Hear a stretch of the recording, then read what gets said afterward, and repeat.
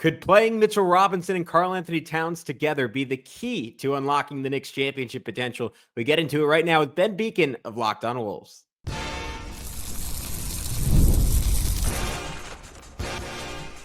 You are Locked On Knicks, your daily New York Knicks podcast, part of the Locked On Podcast Network. Your team every day.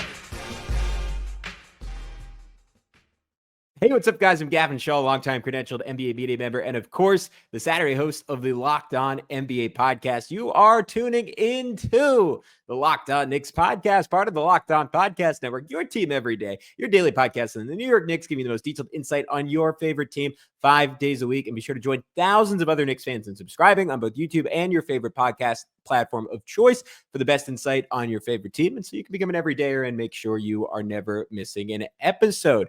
We also wanted to remind you, in case you've been living under a rock or this is the first time you're tuning in, your favorite podcast now has a newsletter. That's right. We're introducing Locked On Knicks Daily Newsletter, the one-stop shop for ultimate team and league coverage delivered right to your inbox. You can sign up for free now at LockedOnDaily.com. That's LockedOnDaily.com, and start your day with the all-new free Locked On Knicks newsletter. Get ready from Alex and I, our team of national writers here at Locked On, and of course, Josh Lloyd, giving you all the tips you need to win your fantasy basketball championship. I know playoffs are just starting, so this is a particularly important time. Already hinted on it, but on today's show, I am joined by Ben Beecken in an episode I wanted to do ever since the Karl-Anthony Towns trade dropped, and that is to get a better insight on how the Cat Rudy Gobert pairing worked. Because I know we've touched on this a couple of times this year, but I think it is a pretty good facsimile, I don't know, of Cat and Gobert. Mitch is not quite the defender that Gobert is, because Gobert is arguably, at least as of last year, I mean, he was the defensive player of the year, arguably was factually the best defensive player on planet Earth. But I think Mitch does a lot of the same things. I think OG Anunoby gives you a lot of the same stuff as Jaden McDaniels does. And then Mikal Bridges is somewhat, though, I think Anthony Edwards has a higher ceiling defensively, somewhat similar to Anthony Edwards. Jalen Brunson subs in for Mike Conley. And that was a lineup that was elite last year, as we're going to get into. And we don't know as of this point if Mitchell Robinson will eventually be the Knicks starting center once he gets acclimated. I still have my doubts that the Knicks will go that direction before something goes wrong in a playoff series, but I'll make this case again at the very end of the episode. My argument for trying it is I don't believe Tom Thibodeau is necessarily the coach to get the full ceiling out of what a 5-out offense could be. And that's because of his inability to maximize Josh Hart on the offensive end through scheme and find ways to ensure he's treated as a shooter or he's treated as someone who has to be guarded. And if that's the case, and we just accept that, we should look to, all right, then how can we maximize the other end of the floor? And if the offense is just going to devolve into like, hey, in the most important moments, we're just giving the ball to Jalen Brunson, let him cook because he's incredibly good at that. Why not have Mitchell Robinson insulating your defense, having your DB as good as possible? And we know that is an area that Tom Thibodeau can maximize and has maximized. And we see by the template in Minnesota that the ceiling is really, really high. With Karl-Anthony Towns playing next to another big. And there's a lot of evidence to suggest he will defend a lot better and be much less of a target for opposing defenses if he's playing the 4 instead of the 5. So without further ado, because I want to get to the actual conversation, let's talk about it right now with Ben. All right, guys, as promised, he said he'd come back on. He made good on that deal. It is Ben Beecken, the fantastic solo host of the Locked On Timberwolves podcast. Ben, when you were on, when we did our preview for that first Knicks T-Wolves game, I said I would love to have you come on when Mitchell Robinson's healthy to tell us a little bit about how Karl-Anthony Towns and Rudy Gobert worked. Lo and behold, we are finally here. We're 2 games in. We really haven't gotten much minutes yet of Cat and Mitch together, but I am still really intrigued by it as a premise. That level of intrigue went up about 10 echelons when Tom Thibodeau referred to Mitchell Robinson as the team's starting center, which I don't know if that was just a excuse for the Knicks playing poorly to some extent with the starting lineup without him for 50-plus games. Anyways, you don't have to worry about any of that. I wanted to get into last year, and I was wondering if you could tell me a little bit about Cat and Gobert, because it was a really good lineup a season ago. Yeah, I mean, I think first of all, it's worth acknowledging that there was this huge narrative around Rudy and Cat playing together and how it was going to be this thing that Cat's never done before, which was true to an extent because he never played with a big of Rudy's caliber and obviously now a 4-time defensive player of the year. But if you go back to Cat's early days in the NBA, I mean, he played center. He was functioning next to fours that were not offensive players. So at least on the offensive end of the floor, he was being asked to play a stretch four role, even as a center. Like, he came to the league next to Gorgie Jang before Gorgie Jang shot threes. And like, Tom Thibodeau signed Cole Aldrich, who of course also played for the Knicks, to play next to Karl-Anthony Towns. Taj Gibson would be another, also Tibbs' favorite former Knick. And so Cat was still being asked to function as a stretch four offensively. And so when Rudy came in, there was this element of like, is it really that different, on the offensive side of the ball from what Cat did for most of his career? And at least from a numbers standpoint, what changed the most was he was just like, the rebounding went way down. And I mean, you can look at rate-based stats, you can look at the per game, but the rebounding went way down. The block shots went down because defensively he was functioning differently as well. But offensively, it was actually a pretty similar version of Karl-Anthony Towns. Really what we saw was the playmaking go up, and there was actually a really good chemistry between Rudy and Cat, even early on. Like, some of the problems when in the first year with Gobert and Towns in Minnesota, and I say problems, I mean, they were the 8th seed in the West. It was fine, but they came into the year, Cat got sick in training camp and like lost 15 pounds, and Rudy was coming off a Eurobasket and was banged up. And so that was a weird year, but they quickly developed this chemistry, this high-low passing. And you've no doubt seen Cat's passing ability, although I think his assist rate is one of the lowest of his career this year in New York, probably because so much is going through him. But there was a real high-low passing chemistry, and it was almost like Cat was taking on the challenge. And you've probably seen this with his personality of like, people think I can't do this, so I'm going to prove that I can, which is generally a good thing. And so the assist rate was way up, his 2 years with Rudy Gobert from where it had been traditionally, and ahead of where it is this year with the Knicks. And so I think he'll try and be more of a playmaker. I think certainly his ability to stretch the floor, which you guys have seen to a career best shooting percentage, which I never dreamed would happen with the Knicks, and or 3-point percentage, I should say. So all that to say, I think the spacing makes it very possible. I think probably some of the question marks are going to come defensively, but on offense, as long as he doesn't like feel himself too much with like, I need to be passing the ball like crazy, I need to make these crazy circus passes. He's a pretty good high-low passer, and if they can develop a rapport early on, I think offensively it should work pretty well.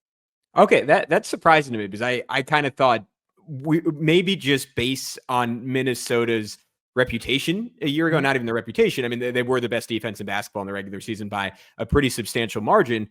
I was thinking the offense would be more of a concern, but I wanted to get into the defense initially with you. So obviously Minnesota overall was incredible, and that was their starting lineup. Defensively, we should just say overall to start off, I mean, that lineup defensively was, that lineup as a whole was exceptional last year, and cleaning the glass, 91st percentile lineup in 2,500 possessions, just those two together, plus 9.2 net rating. Offense was 82nd percentile, scored 120 points per 100 possessions. Defense was 89th percentile, conceded just under 111 points per 100 possessions. How did Cat look guarding fours? Because that, in my mind, was not something that, like, I did not watch a ton of Minnesota last year. And when Cat first came over and I was thinking about, all right, how will that lineup eventually look? It didn't really make sense to me. And the more I've watched him, the more I could see where some of his skill set would actually allow him to succeed more at the four. Like, he's looked really, really good this year in limited opportunities when Tom Thibodeau's asked him to switch instead of asking him to drop and pick and roll. And he clearly has pretty good feet. He's competitive in those situations. He's focused in those situations. Very similar to what I would assume you guys have experienced with Julius Randle to some extent. Was that part of it, where like when guys other teams would try to spread out, try to test him on the perimeter, like he would hold up? And I'm sure a big part of that was having like the best shot blocker in basketball behind him. But like, how did he function like guarding other fours? Yeah, so there's certain matchups that you wouldn't necessarily expect. Like, have the Knicks played the Nuggets yet this year? Probably. We played them a few times and looked really good in both games. So Cat was like, the stat last year going into the playoff series against the Nuggets was Cat held Nikola Jokic over their career matchups to the lowest shooting percentage of any big matchup that Jokic has had. And I think that if you want to include the playoffs, I'm pretty sure that held true. Sure. Cat was the matchup against Jokic, allowing Rudy Gobert to roam. There's other matchups that were similar, where you just say, hey, go body this guy and go be physical. And I guess Jokic is obviously a 5, but but that was, with Gobert on the floor, that was the matchup that was like, hey, this is going to work really well for Cat. You guys have probably seen that when he guards some fives. In space, it's a little bit hit and miss, and he does have good feet. He's capable, and as you said, he holds up when he gets switched on to guys. There were some matchups that were harder than others for him, and he has a tendency to grab and get caught behind and then try and catch up and get into foul trouble. And I feel like that's maybe been a little bit not as big of a deal this year with the Knicks, but probably in spurts, I would imagine it being an issue for him still. So I think he's more mobile than people would expect. And that was really the thing that Chris Finch would always talk about, the Timberwolves head coach last year, is Karl-Anthony Towns, an all-NBA player that we asked to change positions and change how he functions completely. And he just absolutely sung his praises for that on both ends of the floor. And defensively, to go from being like, hey, you're a 5 and you're going to function as a 5 and we're going to play you in drop, to now you've got to be switchable and you've got to have this difficult matchup on the perimeter. We're going to have you guard this other team's stretch 3 or stretch 4. That was a complete departure for Cat, and he more than held his own. There's certain matchups that are going to be trickier, and maybe that's where Tibbs wants to get creative, or needs to get creative. Some of the quicker 4s that want to take him off the dribble, that's where Cat can get a little grabby and get himself into some foul trouble. But he's got really good feet for a guy that has played a lot of center in his career, and I was pretty impressed. I think in a vacuum, I would take Julius Randle as like a one-on-one defender against insert random standard NBA power forward here on the perimeter. I think Randle is a little bit quicker and uses his physicality a little bit better. But there's certain matchups where and I would also say off the ball, Julius Randle has been pretty underwhelming off the ball in a lot of scenarios, which is a problem when that's also an issue for Anthony Edwards. Whereas Cat, I think, mostly stays locked in. And but anyway, in a one-on-one situation, I think Cat can hold his own against most matchups, and there's some that he can be very surprisingly good in. And it obviously worked well. I mean, the Timberwolves had a historically good defense last year, and Rudy was a big part of it. But Karl-Anthony Towns' role was important, and he was still essentially the backup center too in Minnesota last year. So he played multiple roles and did a really good job with it. And I think at this point in his career, he's proven himself to be very adaptable. And that's not necessarily something that I would have expected, 4 or 5 years ago from him. All right, guys, we're going to be back with Ben in just a sec to continue talking about Karl-Anthony Towns on defense. How did the best teams in the NBA try to attack him when he was at the 4? And how did Cat hold up guarding guys like Kevin Durant in space? So we're going to get into it next with Ben in just a sec. But first, we want to tell you about some of our newest friends over here at Locked On at DoorDash. NBA fans, get ready. They swoosh, you save. Thanks to Dash Pass, every time a player drops 50 or more in a game, you score a huge deal the next day. It's simple. When any player scores 50 or more in a game during the 24-25 NBA regular season, Dash Pass members get 50% off an order, up to $10 off the next day from noon to midnight. Here are a few of the ways you can take advantage of this deal. A game day feast after an epic 50-point performance. Celebrate by ordering wings, pizza, or burgers from your favorite spot delivered straight to your door. Lunch on the go. Need a quick and easy lunch the next day? With Dash Pass, you can get your favorite meals with $0 delivery fees and reduced service charges. Plus, now you save even more with this exclusive NBA offer.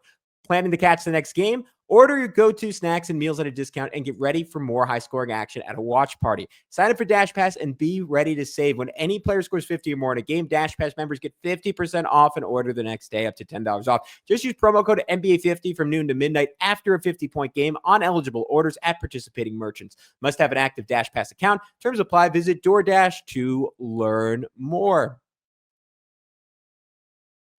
Yeah, I think the biggest, most obvious benefit to me is just that it takes him out of the action more often than not. And I'm curious if teams still try to run pick and roll at him. Yep. But obviously, with a shot blocking center behind you, it really like you can have Cat at the level and say, all right, you blow by him unless the other team has like a Kristaps Porzingis that Mitchell Robinson has to be guarding 5 feet behind the arc. Like you can be very aggressive with Cat because you have that second line of defense. And that's been the biggest thing for the Knicks all year. I mean, beyond the fact that Cat in drop, like obviously this better than I do, is just not very good. And his hands are kind of inexplicably always at his hips. Yep.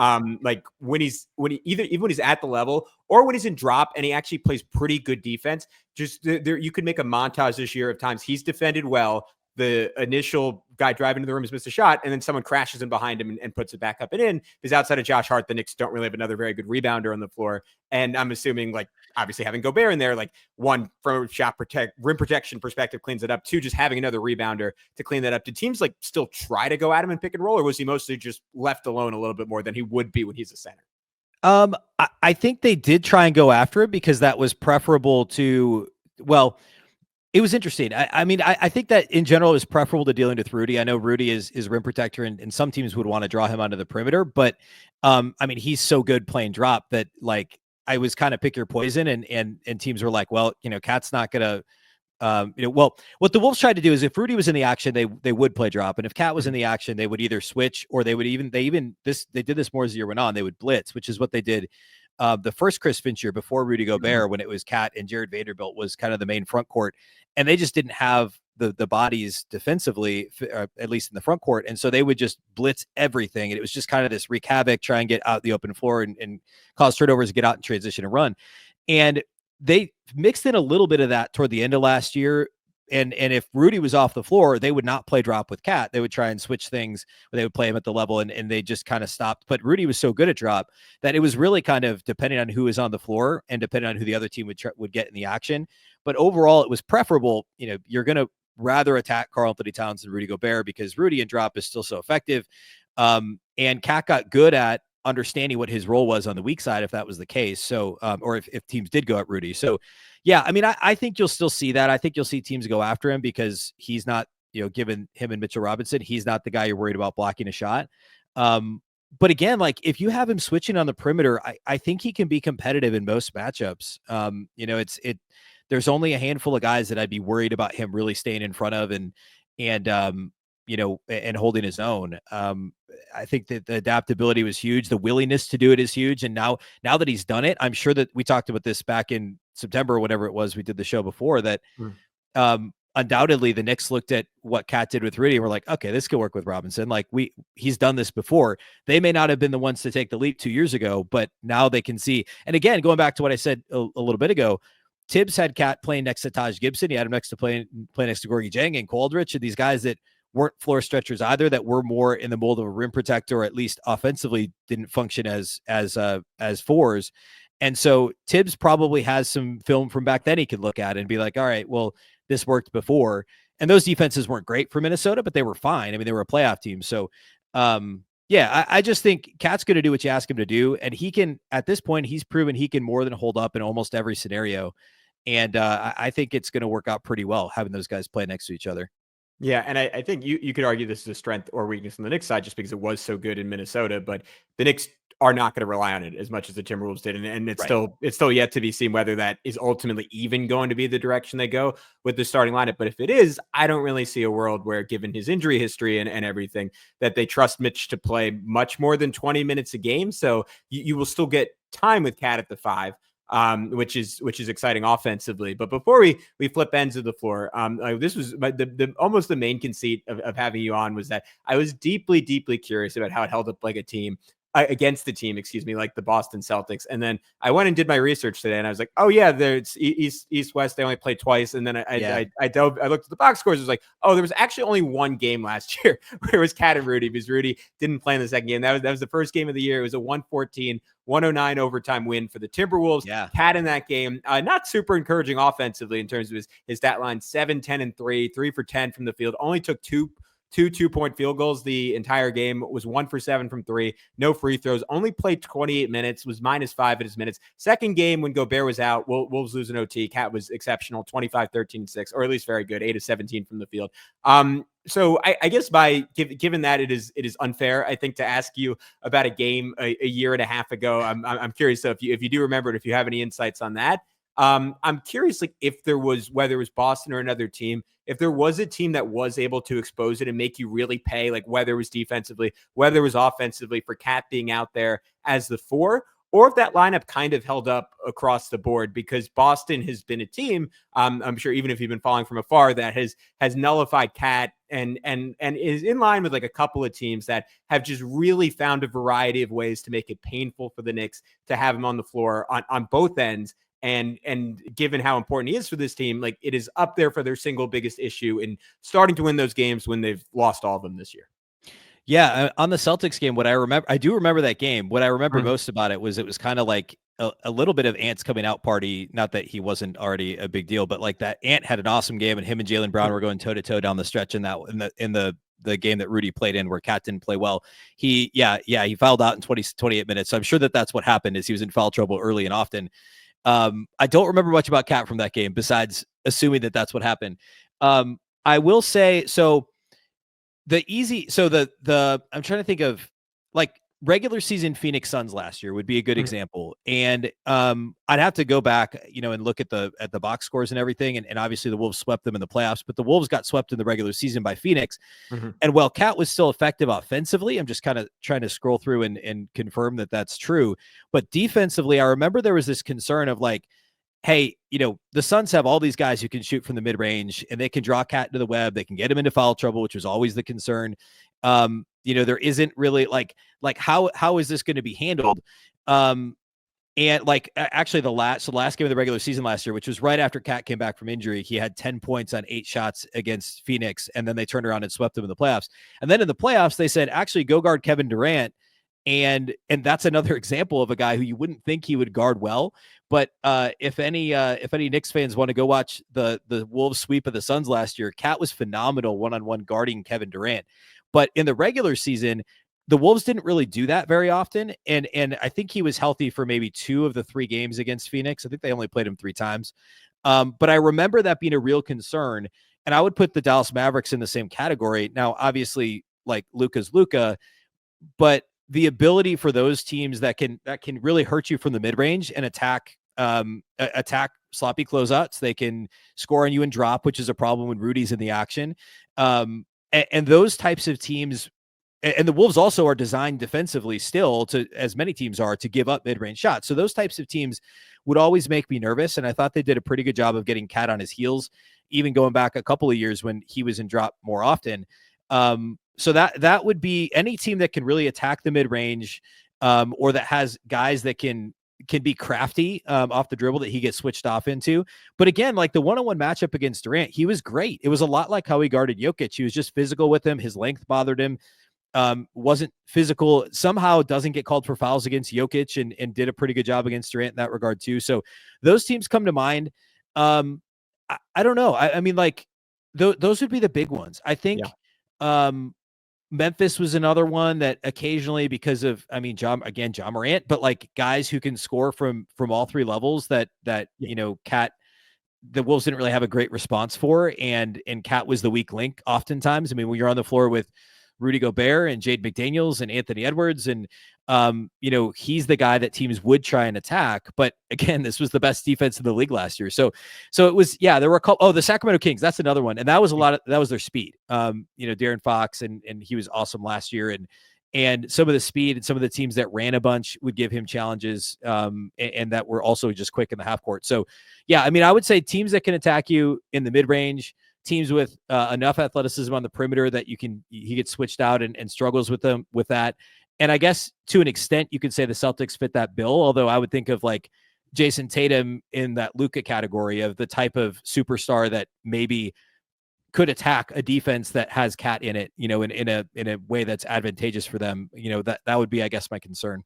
All right, guys, we talked pretty in depth about the defense. I want to dive a little bit deeper on the other side of the ball, because something Ben said earlier intrigued me, that offense was actually his bigger concern with the Cat Gobert pairing. Can the Knicks make it work? Can they still maximize Cat when he's not playing center? We'll get into it in just a sec here on Locked On. Yeah, and he looked, not last time they played, but 2 times ago, absolutely torched them, because Cat just was not at the level in time. And Tom Thibodeau started switching with Cat, and even though the Knicks still lost because Boston's incredible, like it looked a lot better. And there's certainly a lot of curiosity about how Mitchell Robinson will fit into that. I don't want to keep you too long, because I really appreciate you doing this, but I do want to quickly ask about the offense and how Cat was used, because I think the main concern there is are you maximizing this guy? And the Knicks have done such a good job, like with that 5-out lineup, just highlighting his offense, right? And and for Cat, like it is, and you could tell me if I'm off on this, but like probably the healthiest offensive ecosystem he has ever played with 3, I'll say 3.5 shooters, because Josh Hart's very hit or miss around him. Him and Jalen Brunson for a good chunk of this year were the most efficient pick and roll combo in the NBA. and you are taking that away as a staple, which is tough for a guy like who's your highest paid player. And now that like Knicks fans and like forget about the fans, like the front office, the coaching staff have got a taste of just everything this guy can do, and you just have to like acknowledge, like, for all the crap that's been said about him, like an undeniably transcendent offensive talent. Like, are you going to pigeonhole him as like Cat, stand behind the arc and shoot threes? And to your point on his facilitation, it was more than that. And I know like the him and Gobert like pick and roll was good. You said the high-low game between the two of them were good. And I'm curious because as limited as Gobert is offensively, in some ways, Mitchell Robinson, you could say all that like 10x for. So I'm curious if they could still have that kind of two-man game. But Mitch is someone who would certainly benefit from someone who actually is willing to pass it to him when he rolls to the rim. So that is a long rambling way of asking you, like was Cat overly limited offensively in those setups, or like beyond the fact that he's just a great 3-point shooter and those lineups actually increased his 3-point rate? Like, were they still able to leverage everything he could do? And was he still able to go downhill even with Gobert parked at the rim? Because to me, that's been the most exciting and impressive part of the season for him that I didn't really know about, and that I didn't expect, that he was just such a monster driving to the basket, finishing through contact, and like honestly unstoppable when he's playing center doing that. Yeah, and that's a relatively recent development over the past few years that he, like, teams, it's the classic conundrum for defenses, right? That you guys have seen. Like, you put a 5 on him, he's going to take him off the dribble. You put a 4 on him, he's going to shoot over him from 3. And that's oversimplifying it, of course, but that's what we saw. The Wolves did with Gobert on the floor. They ran a lot of horn sets and just like pick it, Anthony Edwards, Mike Conley, whoever can pick which side they want to go to. And then Cat's popping and Rudy's rolling. They did a bunch of stuff out of that. Dribble handoffs with Cat, both the one handing the ball off and then also the big dribble handoff, which essentially is a pick and roll with Rudy. They did a lot of both of those things. I actually didn't think they did enough of it. They also, and it was clunky to be sure to start with, and that was pretty well documented. Like, I thought early on that the Wolves were missing some opportunities to, and this sounds bad, but like, have Cat stand in the corner. Like, I mean, you look at it, which you don't want him to just stand in the corner, but like, look at those Utah Jazz teams that were number 1 in offensive efficiency that had Rudy Gobert, and Bogdanovich just stood in the corner, and Mike Conley and, Rudy would short roll and find him in the corner, and Mike Conley and Donovan Mitchell would find him in the corner, and Cat's better than Bogdanovich, right? Like, so I thought the Wolves messed up some spacing stuff, not doing that enough. I thought they could have mixed that in. But when Ant or Rudy was off the floor, when it was Cat with only one of those two guys, they did a lot more of Cat on the perimeter, either 5 out. If Rudy's off the floor, they would play some 5 out stuff, or they would do pick and rolls with Ant and Cat, pick and pops with Ant and Cat. They would do 5 out so that Cat could attack off the dribble. And it was really kind of like almost how I was saying the defense looked differently depending on if Rudy was on the floor or wasn't on the floor, and who was in the action. The offense looked differently. If Rudy was on the floor, it was a lot more actions revolving around Anthony Edwards, and Cat is kind of the ancillary option on a, pick and roll, or he is standing on the perimeter waiting for a catch and shoot opportunity and then attacking a closeout maybe if he gets sagged off of. And yes, there were some spacing complications, and that was something they had to work through. And I think that was a frustration at times. But then if Rudy was off the floor, then they would function just like how he likely is functioning with the Knicks now, which is play 5 out, he could do whatever he wants at that point because the spacing is so much better. So I do think there were some good horn sets, some good things that Finch did that were creative. One of the common complaints among Timberwolves fans was that the Wolves weren't creative enough. And I mean, the offense last year, you listed the numbers from Cleaning the Glass, like functionally with those guys on the floor, it was a good offense. Yeah. Overall, they were like 16th in the league though. At the end of the day, they were just so dominant defensively. And the peaks of the offense with Ant and Cat rolling were so good that they won 56 games and got to the conference finals. But the offense was never really consistent. And Chris Finch got a lot of blame, and I think deserves some of it for being somebody who supposedly was an offensive mastermind and coached, DeMarcus Cousins and Anthony Davis together with the Pelicans and coached Jokic briefly in Denver. And yet they were never really able to be creative enough to consistently have a top 10 offense with Cat and Ant on the floor. Weirdly enough, the offense is actually a little bit better this year, which is a whole other conversation. But they're still kind of searching. So I think the horn sets thing and just getting a lot, Cat involved in the action is good.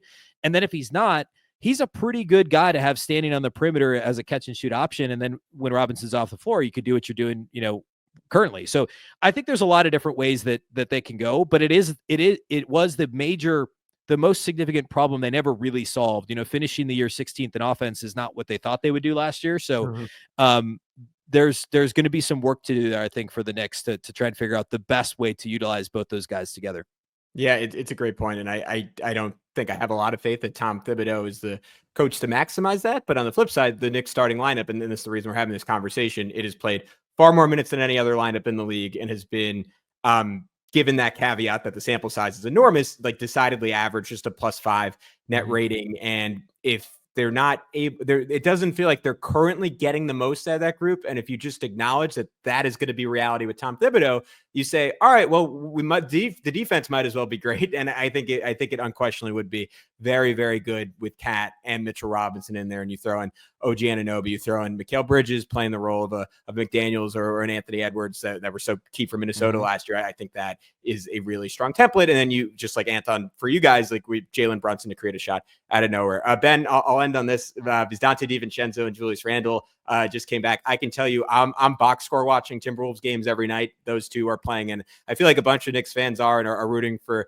Minnesota from afar, because we still maybe DiVincenzo more than Randle, but for the most part, still have affection for both those guys. So rooting for you, and I hope things go well the rest of the season. DiVincenzo is huge. Actually, both those guys on Sunday night against Phoenix. Yeah, I mean, they went to win that game. I mean, Ant, scored 44, but like DiVincenzo hit 8 threes off the bench, had 5 steals, and Randle had 20. Like, I was not expecting to spend Monday's show talking about how Randle was so vital to the Timberwolves offense, but we saw 13 games without him. And even though it's been clunky with him at times, like just having another guy that can, that could score and draw some attention away from Ant actually does wonders when you do it the right way. And I thought both those guys were awesome. And DiVincenzo is going to be huge down the stretch for this team. If they're going to get out of the play-in, they're going to need a lot from Dante. And he's looked great, other than the injury over the last month and a half. So yeah, it's exciting. I'm glad those guys are back. Yeah, I think it is crushing the slightly deluded Knicks fans' dream that Minnesota would trade him back here for a second-round pick if he kept playing poorly. That's not going to happen, guys. But rooting for you, Ben, rooting for the Timberwolves, and we'll talk to you soon on both Locked On Knicks and, of course, over on Locked On Wolves. Awesome. Thanks, Gavin.